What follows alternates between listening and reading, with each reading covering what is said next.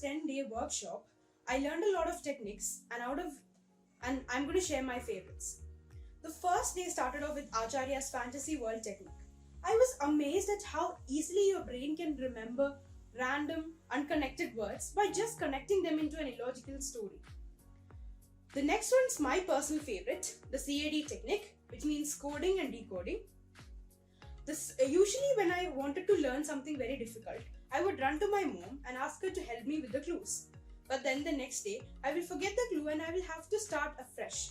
But with the CAD words, that problem can be eliminated. There's no such thing as forgetting the clue because there's a set of 100 words. Learning them initially requires a little bit of effort, but I think it's really worth it. With the CAD words, you can remember everything related to numbers, including years and events. As someone who is really interested in history, CAD words are going to be of great help to me. Also, I was able to learn 50 IPC sections in the same order, which was just amazing for me. The third technique that I liked the most was the map pointing technique. I used to be very bad at maps and I would just keep it off and off and off until the last day, and I just get messed up and everything would be just wrong. I would just learn the state and mark it somewhere around the state. But with Acharya's map pointing technique, you can mark the place precisely without even an inch of difference.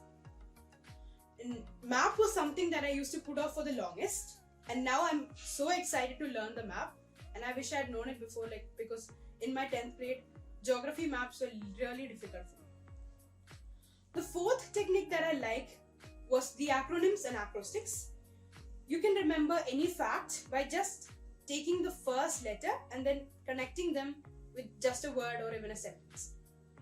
The sentence one was better because you cannot always get a meaningful word out of any letters. The last thing was the forgetting curve. Acharya discussed the forgetting curve, which states that you remember only what you learn first and last. So he told us the importance of switching the order in which we learn so that every single thing becomes either first or last at some point of time, which was really a new piece of information.